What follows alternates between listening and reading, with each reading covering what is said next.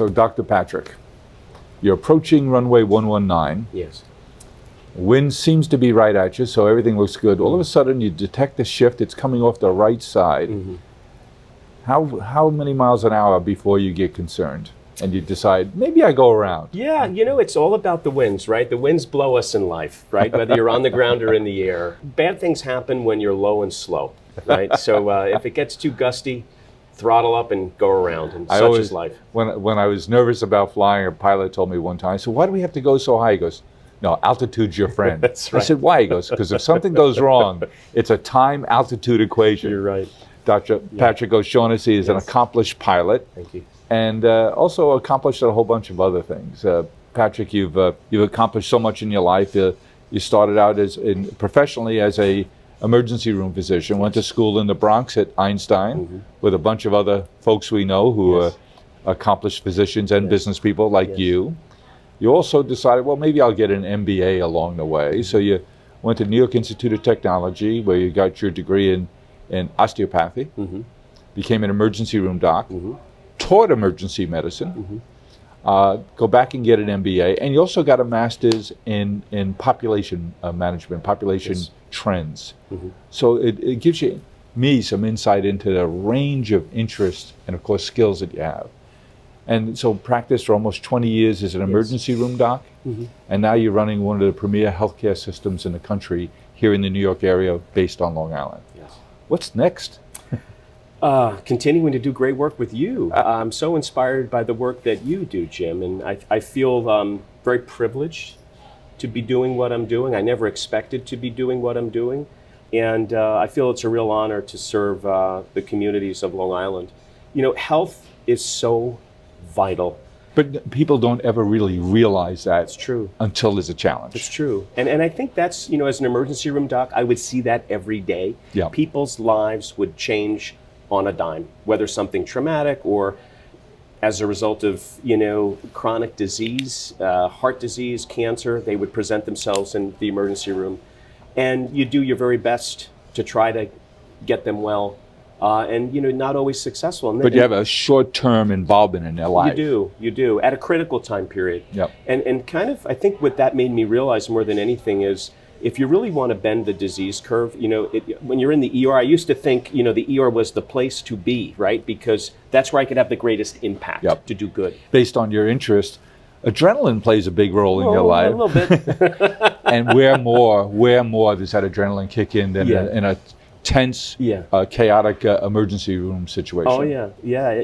Every day life, unfolds. There are amazing things. The birth of a child. I've delivered children in taxi cabs in New York City, and then you sometimes are with families as they're saying goodbye to their loved ones, which is just incredibly gut-wrenching. Yep. To your point, that's only one small episode of their journey, and if you could get involved upstream and try to keep them healthier and bend the disease curve, maybe you could keep them out of the emergency room, or at least avoid using the emergency room as much as possible. And that's what got me thinking about population health management and how could we really make sure that we are allowing access to care for people. I always say it's the right care at the right place at the right time, and trying to keep them healthy as well. And that kind of blossomed into more administrative work. And I feel very privileged to be the CEO for Catholic Health, as you mentioned, one of the premier health systems in the country. We're doing great work. We are the second largest health system on Long Island. We care for about 20 to 22% of the population, 17,000 employees, 6 hospitals. It's a huge responsibility. People aren't sure. I think people aren't sure when you say it's a health system.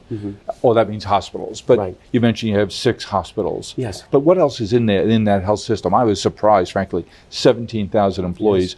All the different components that make up a health system. Yeah. We have a home care agency that sees thousands of patients in their homes each day, and we have an ambulatory network that is expanding. Over 25 ambulatory sites where people can pull in to a state-of-the-art location on demand, get an urgent care visit, a primary care visit, a specialty visit, an X-ray, pick up their prescription, get a great cup of coffee, and go about their day. So when you look at the totality of the network, it spans pretty much everything cradle to grave. And we have every major service line from pediatric specialty care to obviously, some of the open heart surgical programs that we Sure. run and operate in our cardiovascular program, cancer care, musculoskeletal disease, neurosurgery, you name it, we do it. We heard, especially in the first year or two of COVID, people were frightened. Yes. And they were afraid to go out. They were especially afraid to go to a hospital if they didn't have to, Yes. or any kind of healthcare Yes. facility. So we were told that on a normal month, 65,000 people in the country would be diagnosed with cancer. There'd be a treatment regimen put in place, and the outcomes were generally pretty good. Heart attacks, people were waiting when they had chest pain to go to the emergency room. How long have you had the chest pains? 2 weeks, because they were afraid to go to the emergency room. Yes. What are we seeing? Is that part of that life expectancy dip? Yeah. Were there so many cases of cancer undetected that it's wreaking havoc in the adult population now? Were heart situations not tended to that we're seeing the results of now? Is that impacting that life expectancy? Yes, I think you're spot on.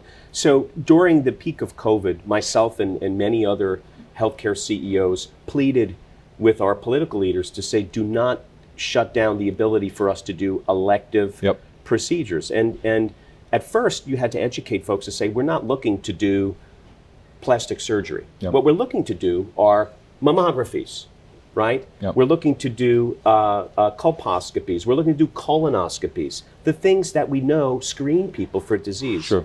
So number one killer in this country, cardiovascular disease. Close behind it is number two is cancer. Yep. We were making big improvements in early detection, but for a period of time, we shut down the ability to screen. Mm-hmm. And I think that that's showing its effect now. Yep. We're catching people with more aggressive disease. You mentioned the heart attack, the undetected coronary disease, people with later stage cancers. Screening is so important. And I would say all the time, who better than a hospital system? COVID was not our first rodeo, okay? We've been down this road with Ebola. We've been down this road with other coronaviruses like MERS and SARS. So we have infection control practices that have been in place unlike any other industry. So quite frankly, Yep. you're very safe going to a hospital because we have all those policies and procedures and protocols in place. Yep. As opposed to, if you went to another business environment, they may not be aware of what to do and how to have aseptic procedures and technique to keep people safe. So that was a big downturn. And you're seeing it now in the drop in life expectancy by the years you quoted. And it's going to take us time to catch up. And then, again, there's still the equity challenge in people that don't have access to care. They were even more especially negatively impacted. People of color and lower socioeconomic status, they did not have the ability to get into clinics and things. So we have to do a better job, I think, educating and catching up. And if for anyone listening, the years of my parents and my parents' parents especially were afraid to go to the doctor, afraid of what they're going to find, right, Yep. Jim? That nothing could be further from the truth. Early detection It's just is critical. bad human behavior. It is. It is. Now here we're sitting in a beautiful restaurant. Yes. It's called Small Batch. It's Yes. here in Garden City, Long Island. It's owned by Kraft Hospitality Group, which is the famous and talented chef Tom Colicchio's company and Yes. restaurant. And they're a for-profit company. Obviously, they have to put out a terrific product, which they do. Yes. And you mentioned Yes. that just recently you went with your wife and your daughter to Kraft. Yes. Their flagship restaurant in Manhattan was a Palm Sunday you Yes. went? And you said, Phenomenal. yeah, not only is the food terrific, it's the best atmosphere from a is. culture and personality Yes. point of view. People there are terrific. But here we are at their place, Small Batch, here in Garden City. I think it's really killer. And everyone I bring here says, I had no idea it was here. Boy, that's really special, and it's Yes. different. And the menu is really creative. But they're a for-profit. You run a not-for-profit. So I see Good Samaritans now university. Yes. So it's in West Islip. So Good Samaritan is our Suffolk County flagship. Yep. It has a variety of graduate medical education programs. So, you mentioned I'm an ED doc. when you come out of I didn't medical say school, good. yeah, well, I'm great. But when you come out of training, there was a joke the nurses used to say: no one dies on O'Shaughnessy's shift, and even if you do, there's a good chance he's going to get you back. And I'm very proud of that fact. I never quit, never, ever. So that's someone's mom, grandpa, or child, Yeah. and that's my family, and that's how we train our folks. So, but when you come out of medical school, you're as green as the grass in Ireland. You really don't have a sense of what you're going to What do. would someone named O'Shaughnessy know about Ireland? Oh, I don't know. We're going to have to figure that out together, Mr. McCann. We will. But you go into residency training, right? And I chose emergency medicine. Good Sam has a multitude of these training programs where we take these green, inexperienced, amazing young women and men, and we give them that skill of their profession, whether it be obstetrics, gynecology, emergency medicine, family medicine. We just got approved for both general surgery residency, and we'll be starting an internal medicine program. How much does personality impact what field a doc goes into, and versus a field a doc is recommended to go to by his teachers? Yeah, you know, that's a really intuitive question. There's a saying in medicine that the student doesn't choose the specialty chooses you. And you have to have a certain personality type. Radiologists, pathologists are a different personality archetype than, say, an ER doc or a trauma surgeon. And I think when you go through medical school, your rotations, you actually rotate through each area. So now you're learning you get a with feel each for it, right? And you say, you know, I kind of like this, or that's not the best fit for me. And then in your fourth year, you set up your elective rotations, really honing in on you get a good sense then of what your specialty that you're going into. Now you're looking at what program you want to go into. Do you want it, like you mentioned, I trained at Beth Israel, Albert Einstein, I was in the Bronx and Lower Manhattan. It was a great program, still is a great program for training emergency room docs. Plus it's in New York, it was my home. I knew I wanted to stay. I ranked that one number one. Yep. But we've got great GME programs at Good Sam, and so we wanted to make sure that our name reflected it as truly being a university hospital setting, because it is a major teaching institution. 10 years ago, it seems to me, Doc, that if I drove around New York, I wouldn't see too many walk-in medical clinics, doc-in-a-boxes, they're often called. But today you have things like your buddies created City MD, Yes. which now has hundreds, if not thousands, of locations. A good buddy of yours, Dr. David Kim, has operated 30 dermatology walk-in clinics. Yes. You have pediatric specialty walk-in clinics. They're all busy, and you've never been busier in your emergency rooms. Tell me the math on that. I would expect with all of these new access points to the healthcare system, they're all busy as can be, flourishing in the for-profit world. Yes. That would have drained all of that out of your system, and Yes. those emergency rooms Yes. would be sitting around twiddling their thumbs. Yes. But Yes. they're busy than ever. What? Yes. Tell me the math. There's two reasons why those business models, I think, were very, very successful. Number one, knowing the people that built them, they're brilliant. David's And a you brilliant invested friend. in all of them right away. I wish I did. At the time, and there still is in this country, there's a shortage of primary care. We are well underrepresented in primary care. We hear like by 40,000 doctors. Easy. I think, when you look at the numbers, to your point, yes, on the primary care side, but by 2030, we run the risk of being about 300,000 physicians short in Across the total, board. across the country. Wow. So who's going to care for us? We could be 1 million nurses short. So what these organizations did, very smart, they said, well, all these people that are, we call them the vertical people, coming in, walking into the ED, they have a very vertical people? The verticals, as opposed to the ones The on the stretchers, horizontals? the horizontals. And we'd say... So do you have more horizontals now? That's exactly where I was driving. So we have a higher acuity now. People who are coming to the ER, Are they're sicker. sicker. Yeah. And these are the folks that they've either delayed care, they couldn't get into care, something decompensated, they have chronic disease. So all of that has been kind of pulled off, meaning the people with less acuity, I've got a rash, I've got a cut, I've got a bump, I've got a sore throat, I've got an earache, they go to those ambulatory centers, and that's actually a very good place for them. And we're going to be opening up our own as well. Why is that? Well, we want to save the space in the emergency rooms for those that really need it. And even in the ERs, we're converting and making sure we have private bays for each patient. They're all like little mini ICUs. so that we can provide the very best of Yeah. care. And folks that have a more minor complaint, it makes more sense for them to go to an ambulatory environment. And quite frankly, it's cheaper for them, which is good. It's cheaper for the overall healthcare spend, which is the second plus. And it saves the resources for those that are sickest at the hospitals. But the numbers say that more people have access to the healthcare system then than they did 10 years ago. Yes. But healthcare, our health isn't getting better. Yeah, well, this is really why I'm so excited to have met you, to have begun the work we do together. But you have to think upstream of disease. And, you know, Hippocrates said it, you know, thousands of years ago. Did you know him when you were young? I was too young. I don't really remember him. Yeah, he used to tell me nursery rhymes. But one of the best ones was, let food be thy medicine and medicine be thy food, right? And you really are what you eat. And I get asked this question a lot because I'm a little bit of a biohack and I study longevity and not just lifespan, but health span. The two things that can impact your overall health, time and time again, my colleagues will support this in the literature, are choosing good healthy food choices and having access to good healthy food choices. Yep. And exercise. Could be anything, but Yep. exercise. People are looking for a longevity pill. There is no pill, at least not yet. It's those two things done consistently Yep. that stack your odds for the longest trajectory of a good, long, healthy life.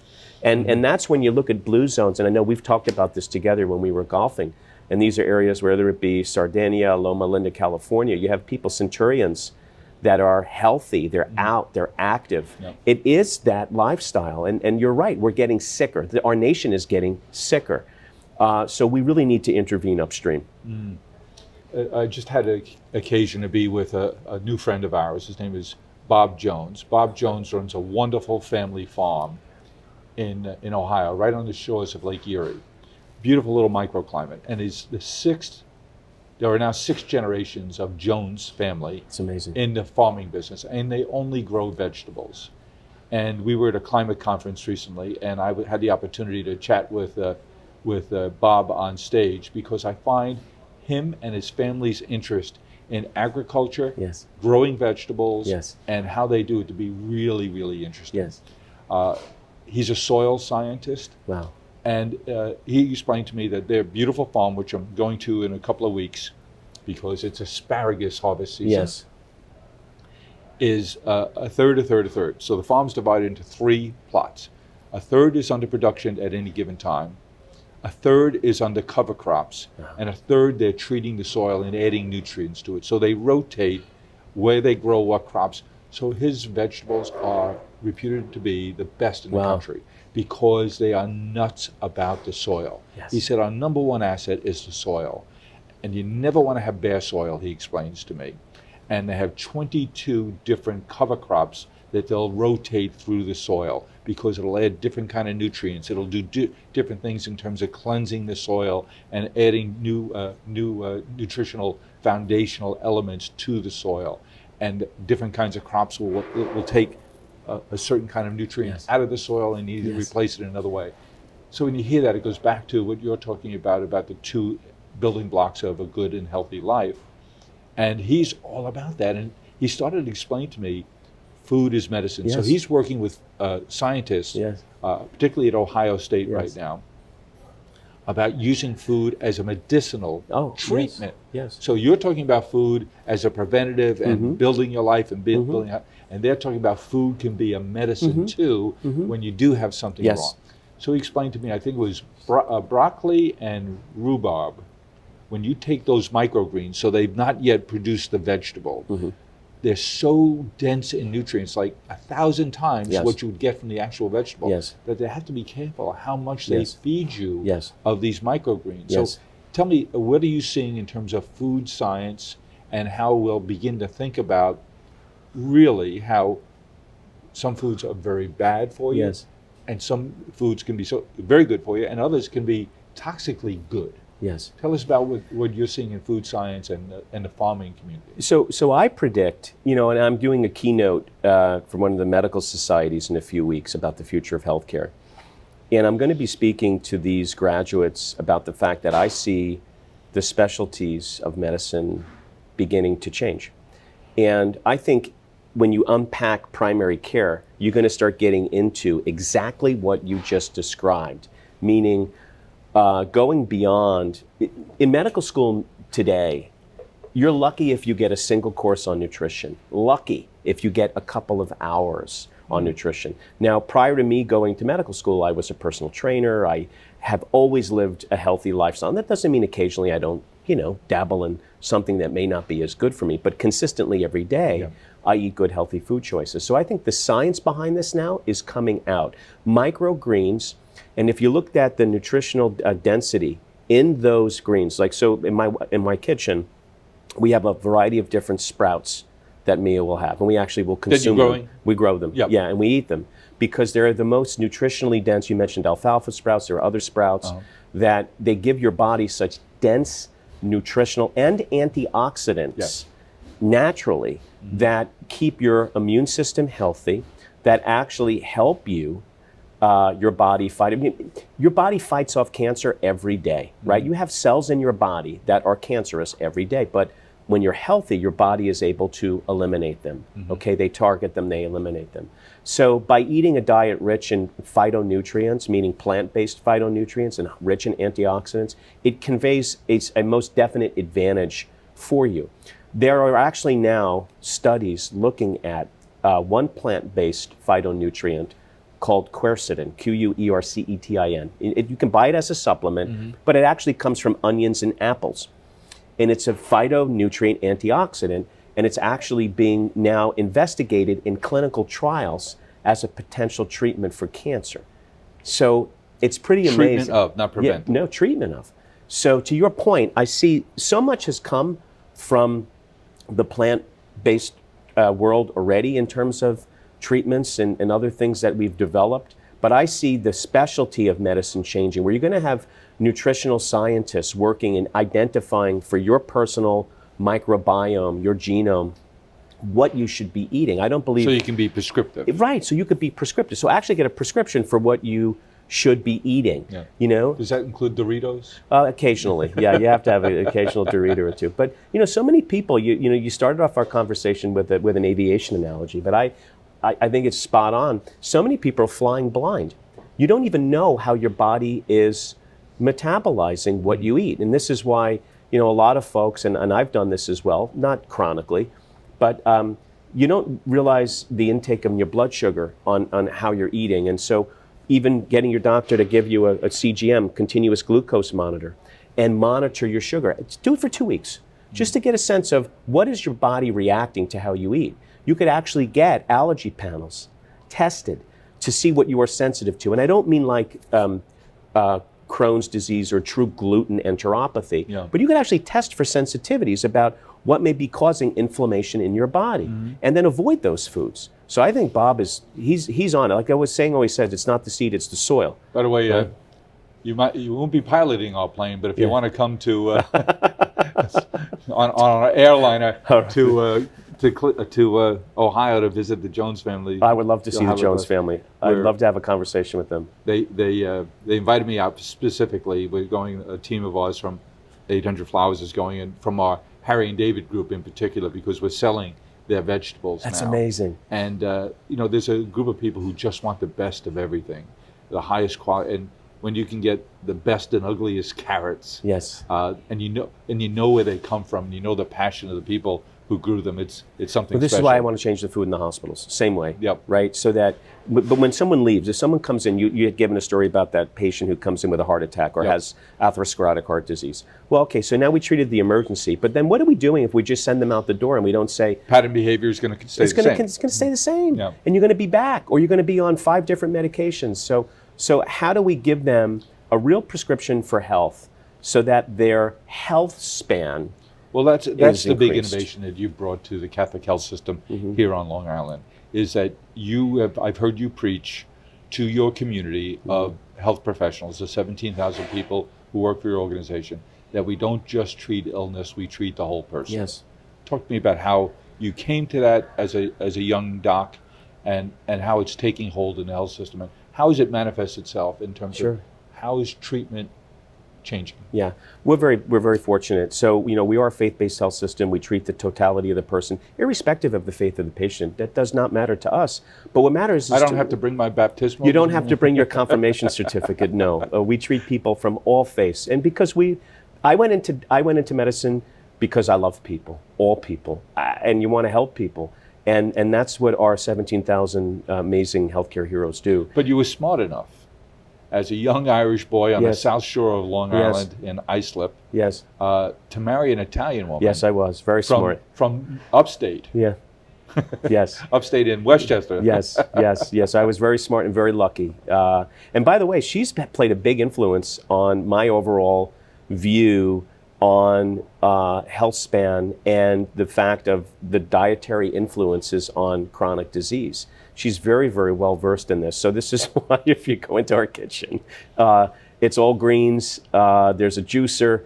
And she's really got us on the path to trying to keep us healthy, and that's what made me but that's really important, not Yeah. only for the partners in your healthcare system, but in each of our homes. Yes. If you have a couple, yes. and one person's really into it and the Yes. other's not, that Oh, yeah. creates some tension. It creates tension, right? You know, you got to want that green juice in the morning, Jim. So what about those 17,000 partners of yours? Yeah.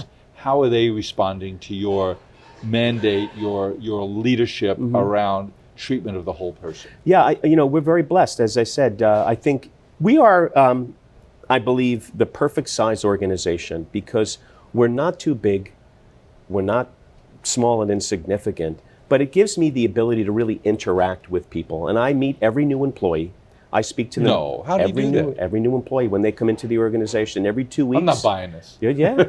And I speak to them about our mission, about our vision, about what we're doing, and I say to them the most important thing is that you treat that person in the stretcher, on the cath lab table, in the operating room, in the ER, as if they're your family. We're human beings, you know. People make mistakes. We've worked very hard to catch every mistake and trap it before it reaches a patient. We have some of the best quality and safety Yep. in the region. But when people can tell when you care, and so we train them, sit heart to heart, eye to eye, listen to folks.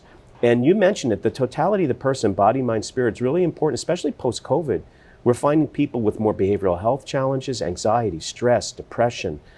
Substance abuse has reared its ugly head again on Long Island. We were making inroads and improvements, and now we have more challenges to face. So it's important that you stop and you listen, and we really take the extra time to train our people to get to know the person, to personally connect with them. And I used to say to people all the time, when I would find out, what was their true reason for coming to the emergency room, many times it wasn't the chief complaint, right? Mm-hmm. And we care for them. A great story. We had someone that was seen in a non-Catholic health emergency room that came in with a chief complaint of weakness. And when the nurse at that institution found out what the cause was, sent the patient on their way and said, there's nothing we can do for you. The real reason the patient was weak was because she hasn't eaten in 3 days. And they said, well, we're an emergency room, we can't do that. She came to one of our emergency rooms, and with our program, we screened her, we gave her some food for her and her family, and then we enrolled her in the SNAP program, Supplemental Nutritional Assistance Program. We do this in all of our hospitals. So I want to drill down here because when it was just a year ago when you and I were chatting about this, Yes. and I first learned this, I was startled. Long Island's a pretty affluent place. Yes. It seems to be good, family structured, great economic success all around us. Yes. You have 6 emergency rooms, and they're in all different kinds of communities, but Mm-hmm. generally very comfortable communities.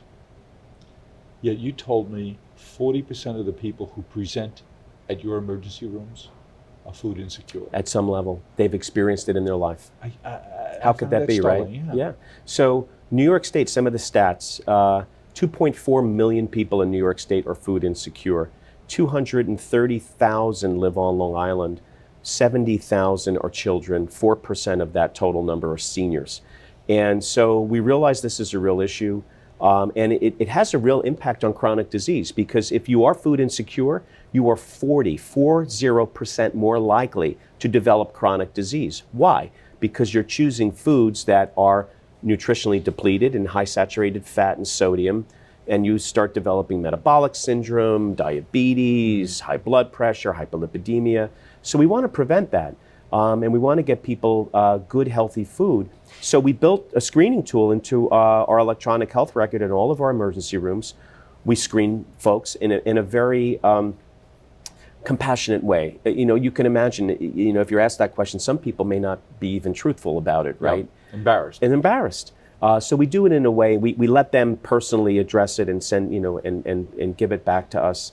And then if they are, we offer them, we call it a to-go bag of food with a partnership that we have with Long Island Cares, and give them 2 bags of non-perishable healthy food that will last them 3 days. And then we enroll them in programs that are available. Many times they're not even aware that these programs are available, so that they can get nutritional support longer term. Treating the whole person. Treating the whole person, right. And when we've done this with our seniors, our amazing seniors, we've done this in Catholic home care.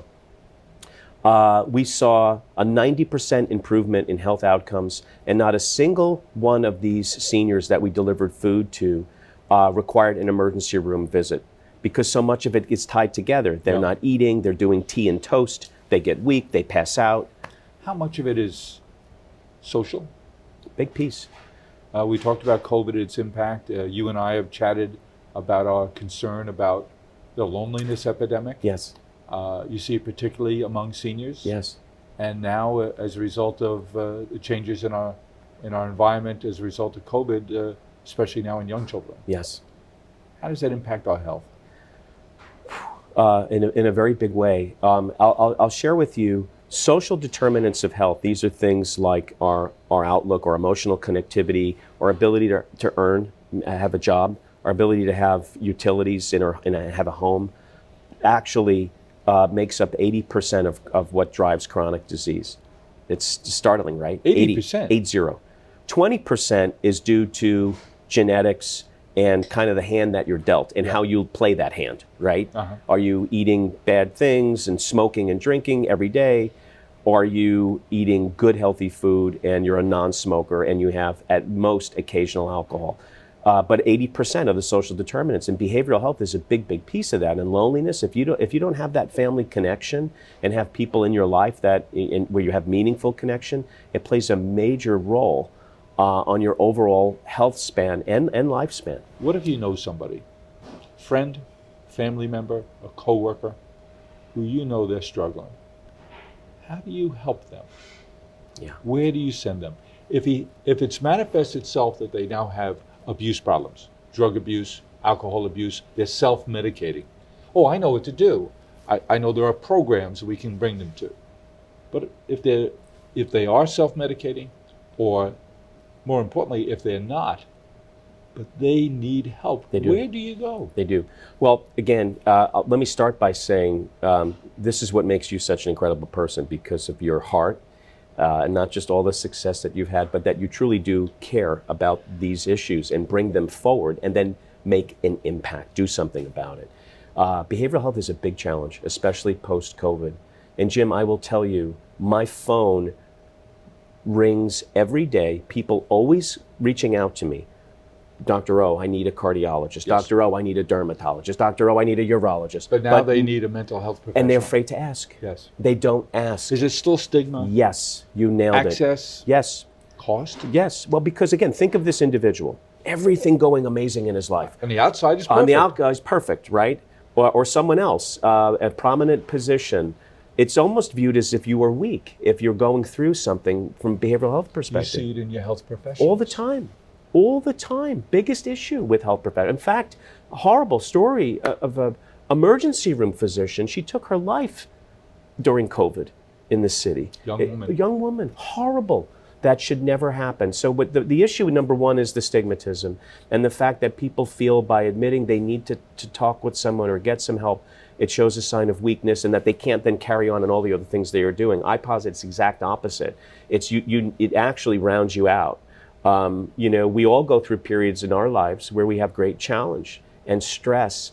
And it's that chronic stress that we have now more than anything that I think is driving the higher incidence of depression. It used to be thousands and thousands of years ago, your fight or flight response was activated by, a Tyrannosaurus coming to eat you. Right now, you're in this world of everything is moving so fast. Well, for you, it's a flutter of a propeller. That's right. Yeah, that gust. Uh-oh.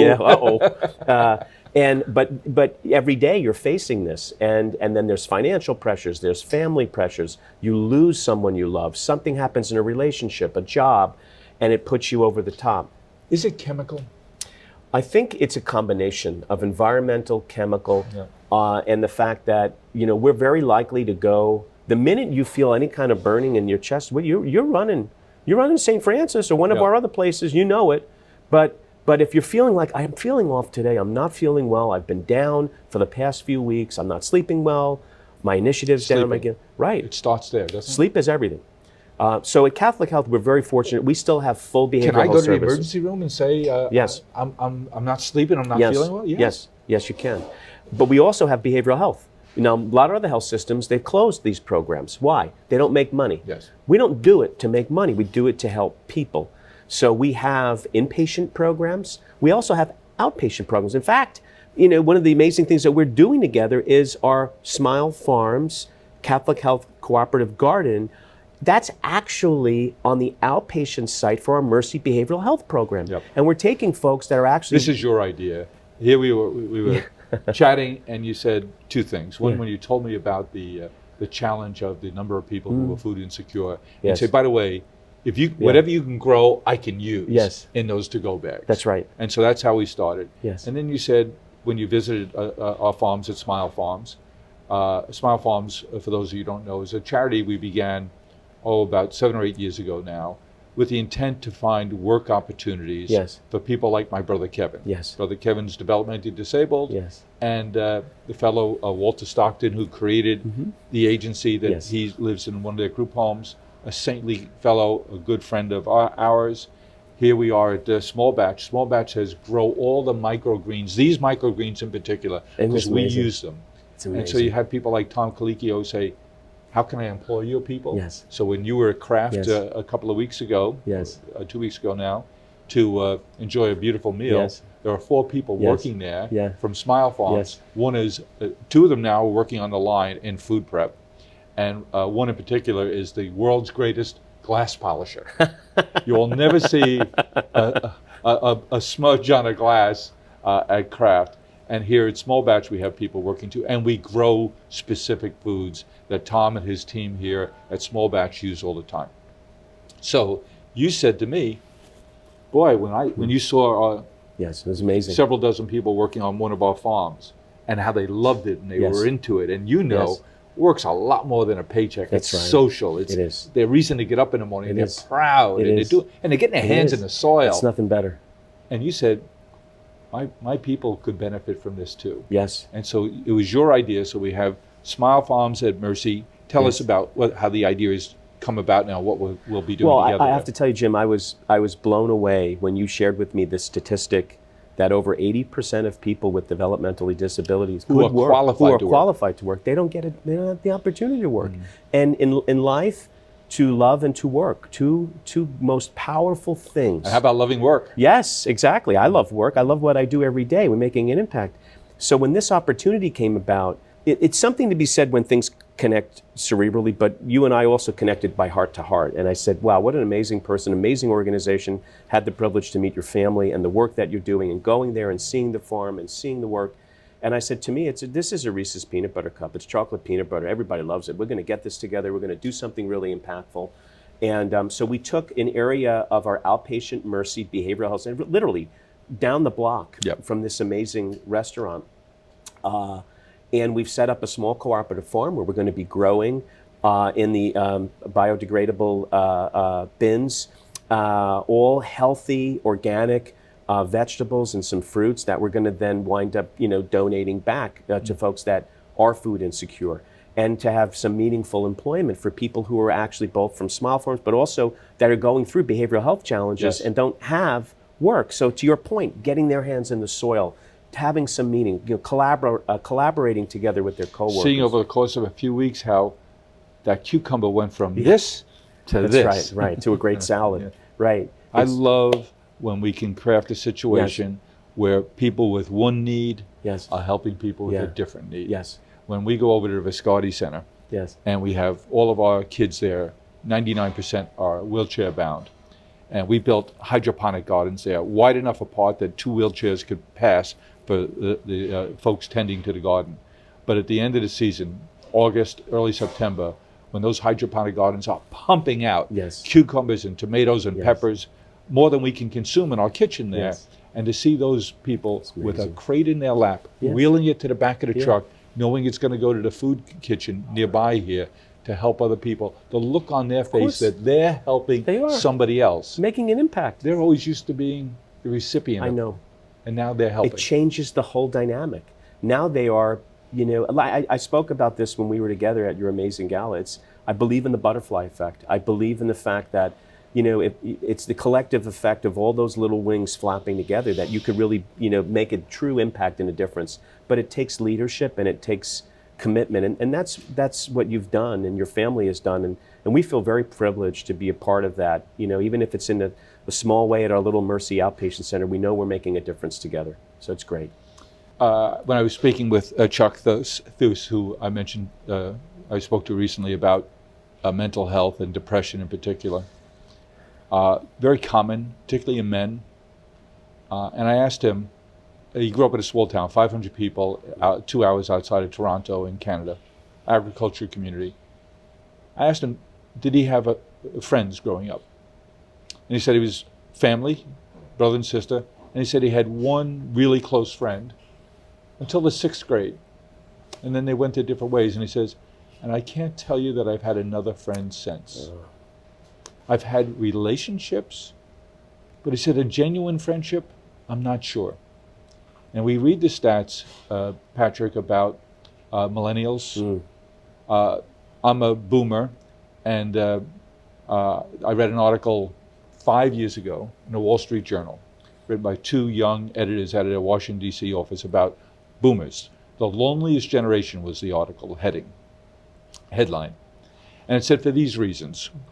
Our generation was the first generation that didn't live where they grew up in large numbers. Yes.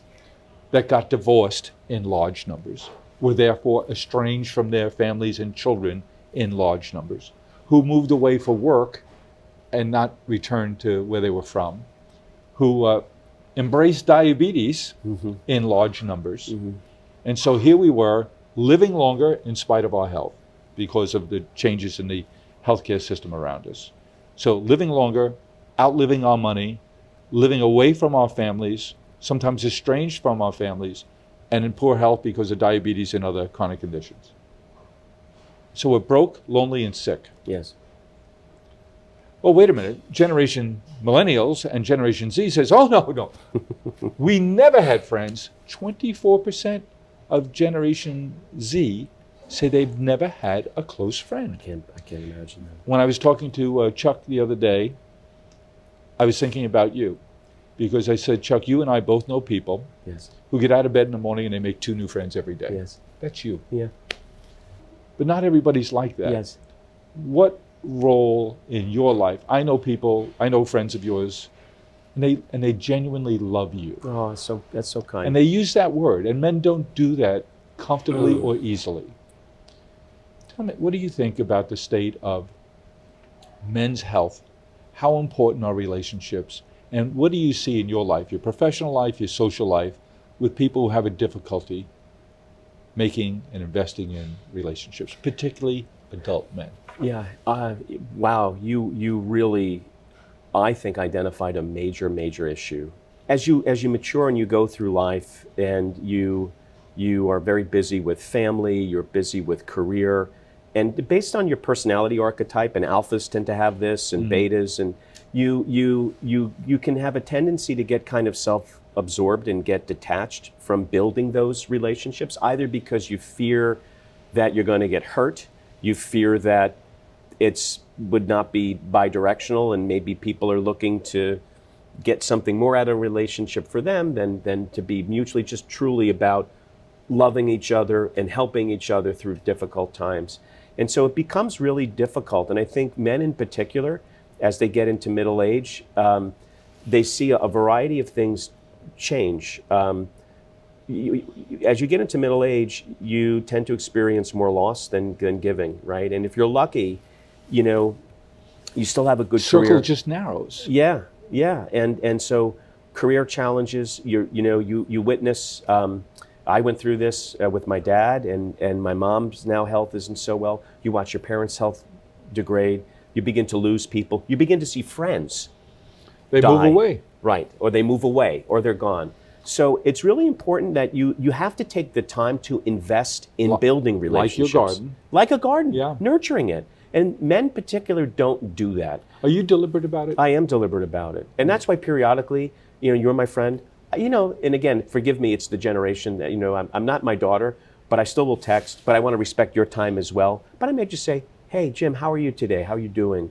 And I make a conscious effort to build and cultivate relationships. And I may not have a huge circle of people. It's not number. Right, but it's really the quality of people, not the quantity. But I also make it a point, and I'm a big believer in this, in that you can truly change your brain chemistry and how you manifest things. And I've learned this from other people in life. Tell us more. So first thing I do every day when I get up, and I have my share of bad days, right? We all do, right, in life.